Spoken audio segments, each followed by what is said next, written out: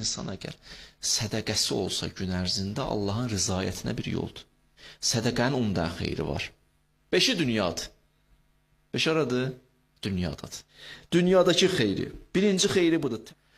Allah puluvuzu paklayar sədəqələrimizlə. 2. Özünüz paklaşarsınız. Öz paklığınızdır. Özünüzün xeyrinədir. 3. Xəstələrimizin şəfasıdır sədəqə. Xəstə həkimə get, amma sədəqənin rolu var. 4. buyurdu, insan sədəqə verəndə qəlbinə bir sevinç gələr, rahatlaşar.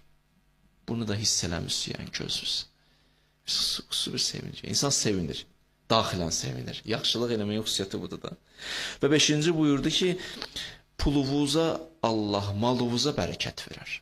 Bu sədəqənin 5 dənə dünyadakı xeyridir.